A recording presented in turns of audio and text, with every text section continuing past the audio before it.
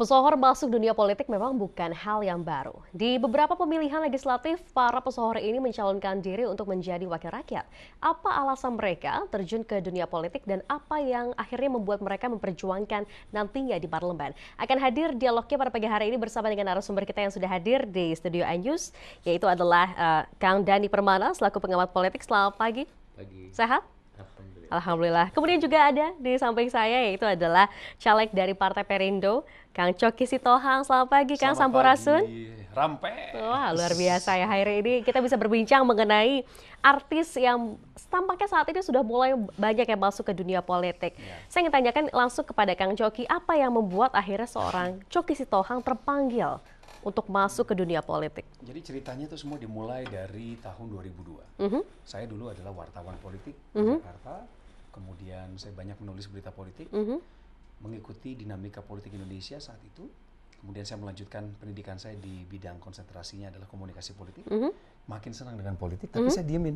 Nah, saya ikutin banyak acara yang berhubungan dengan nasionalisme, dengan Persatuan Indonesia. Saya selalu ikuti semua acara itu dan berpartisipasi di situ. Suatu ketika saya mengunggah tulisan-tulisan saya itu di Instagram.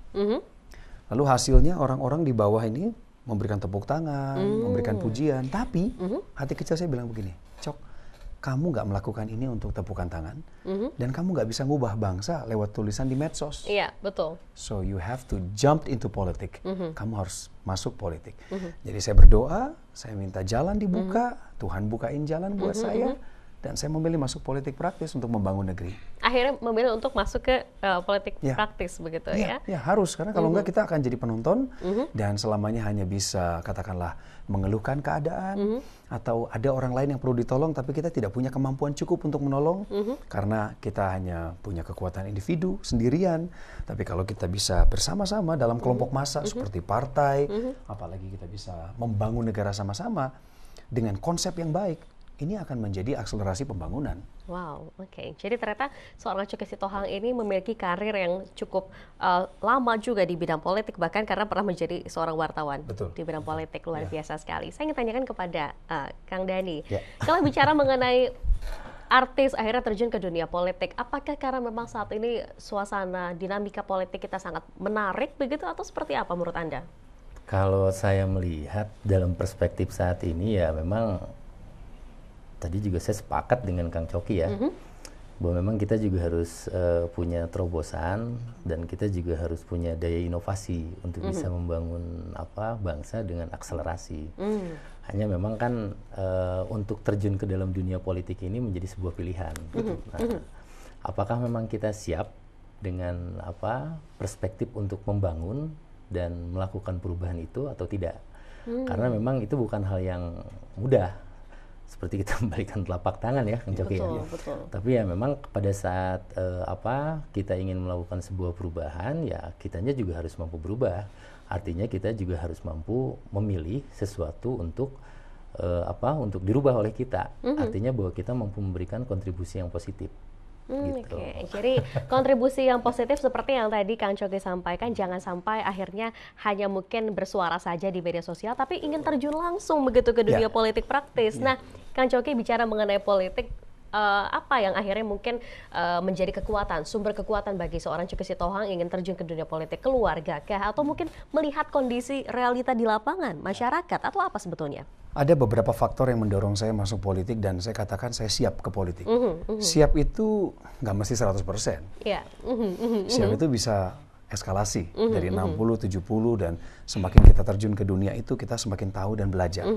Tapi yang menjadi dasarnya, pondasinya adalah satu.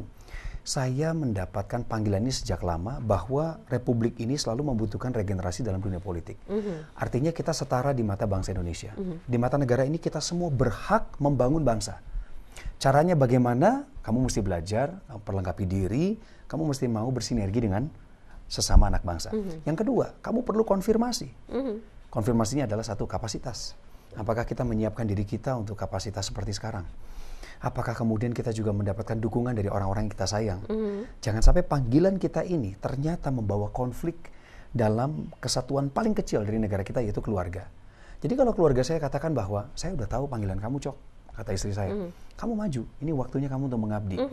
Maka itu menjadi modal yang penting bagi saya, kuat bagi saya untuk melanjutkan tekad dan niat yang bulat itu. Dan kemudian di dalam ujiannya, seperti sekarang saya nyalek dan sudah 6 bulan kami berjuang, lebih hampir 8 bulan. Saya merasakan bahwa apa yang kami tabur di lapangan, apa yang kami perbuat bagi masyarakat bersama Partai Perindo adalah hal yang nyata. Ini bukan imajinasi, ini bukan hayalan, ini bukan mimpi. Ini cita-cita yang sedang diperjuangkan. Menuju apa? Menuju Indonesia sejahtera. Makinlah bulat saya untuk melanjutkan perjuangan sampai masa tenang, dan saya serahkan hasil akhirnya ke dalam tangan Tuhan. Oke, baik. Ingin berkontribusi terhadap masyarakat, akhirnya terjun ke dunia politik. Mengapa akhirnya politik yang dipilih? Padahal mungkin banyak bidang lain sebetulnya. Tapi kenapa akhirnya politik? Padahal politik kita tahu cukup berat sebetulnya tantangan ke depannya begitu. Ya, jadi saya pribadi ya, Kang Dhani kan seorang akademisi. Saya juga seorang pengajar. Kami ada sekolah di Jakarta mengajari orang public speaking. Bagaimana orang bisa terampil berbicara depan publik. Itu baik. Itu adalah pengabdian pada negara. Betul. Saya nge-MC, Mama Sayu nge-MC, menghibur orang, itu baik, membangun kehidupan orang.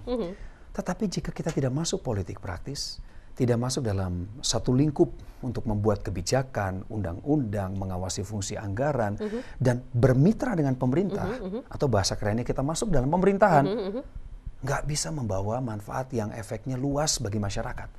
Ya, saya hanya menjadi pembawa acara, itu baik, hanya jadi pembawa acara. Saya menjadi pengajar, itu baik sekali, hanya jadi pengajar. Tapi masuk politik, kita punya kesempatan untuk membangun negeri ini lewat kebijakan publik. Pemerintahan, itu cita-cita kami. Oke, luar biasa sekali. Ini Kang Dhani menarik ya, berarti banyak artis-artis yang akhirnya terpanggil begitu untuk masuk ke dunia politik. Dan yang menariknya juga banyak akhirnya yang banyak membekali dirinya begitu ya, dengan ilmu politik sebelum akhirnya terjun ke dunia politik praktis. Nah, saya tanyakan kepada Kang Dhani, sebetulnya dengan kalangan artis yang masuk ke dunia politik ini, tantangannya ke depannya seperti apa begitu? Sebetulnya kalau melihat tantangan dalam perspektif bangsa ya,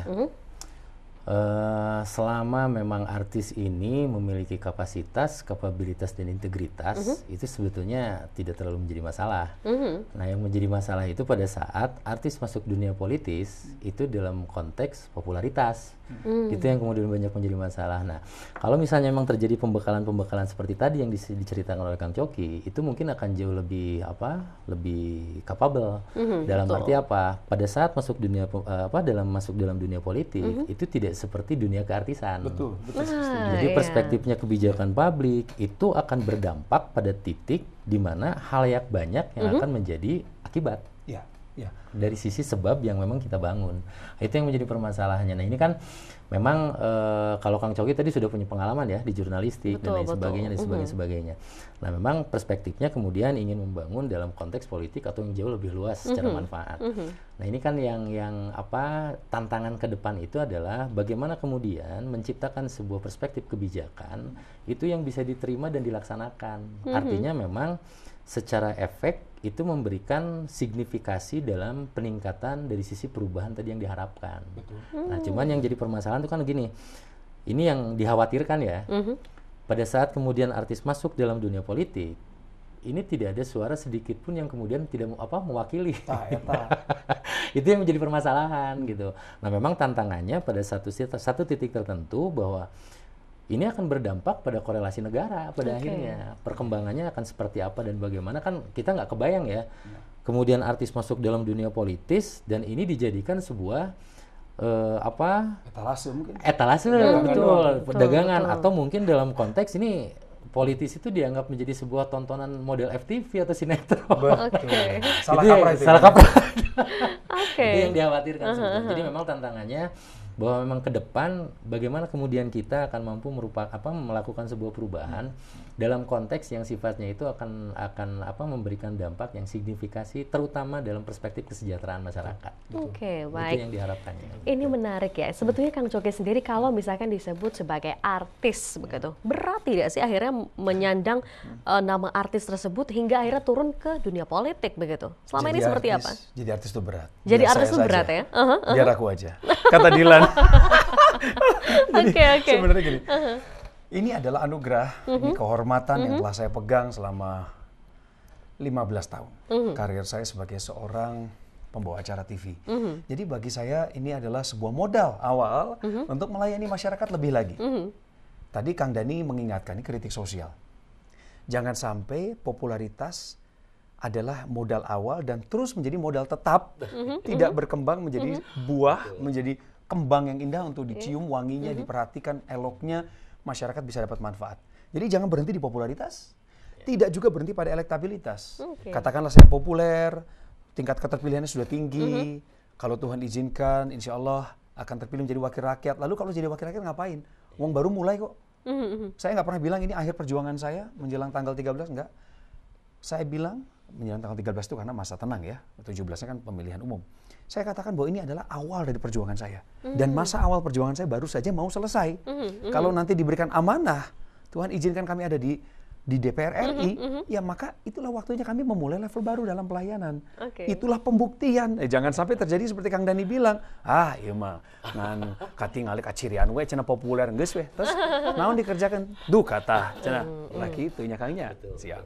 Oke, baik. Jadi kalau bicara mengenai tadi ya artis yang akhirnya masuk ke dunia politik yang diharapkan itu ya betul-betul bisa mewakili masyarakat dan membawa dampak yang cukup banyak begitu. Nah, menurut Kang Dhani sendiri melihat banyaknya artis yang terjun ke dunia politik, apa sebetulnya yang harus disiapkan oleh para artis ini? Karena bersaing bukan hanya dengan kalangan artis yang populer, tapi bersaing dengan yang sudah lama juga ada di parlemen begitu.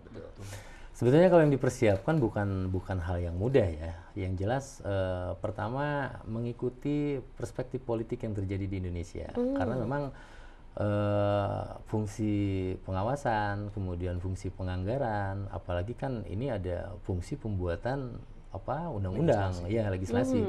Itu berat sebetulnya. Nah, jadi memang yang harus diperhatikan itu adalah pertama wacana dari sisi wawasan si calon legislatif tadi untuk memahami hal tadi. Kenapa? Karena memang kan kalau di artis ya Kang Coki ya, beres satu produk, kemudian kita terima honor tuh. Nah, itu posnya kan sudah ada nih. Nah, kalau di pemerintahan kan tidak begitu. Jadi kadang-kadang ada anggaran-anggaran itu yang memang bagaimana kemudian memaksimalkan atau mengefektivitaskan atau mengefisiensikan sebuah anggaran ini kemudian bisa terserap dengan sebaik-baiknya. Nah, ini kan berbeda, Mbak. Jadi artinya bahwa di sini ada fungsi legislatif atau para anggota legislatif ini dia berpikir kinerja dalam perspektif pengabdian. Betul. Dan jangka panjang itu. Dalam jangka panjang. Jadi artinya tidak berpikir berapa honor yang akan diterima, tapi kemudian bagaimana kinerja yang kita lakukan itu memberikan dampak yang tadi itu yang berkontribusi positif. Nah, beda dengan pola keartisan ya Kang ya. Kalau artis kan masuk populer, tinggi harganya. Baik. Cuman betul tadi bahwa popularitas itu kemudian menjadi modal awal dan itu tidak semua memiliki satu modal yang sama. Hanya memang dari satu sisi wacana. Nah, yang harus dipersiapkan itu adalah pertama dari sisi keilmuannya dulu. Sisi keilmuan. Keilmuan itu tidak harus selalu formal, tapi yang jelas mungkin dari sisi informal, pergaulan dan lain sebagainya. Baik. Apa yang harus disiapkan kembali oleh para caleg, terutama dari kalangan artis? Masih akan terus kita bahas, tetap bersama kami di Anies Jabar. Kami akan segera kembali usai jeda.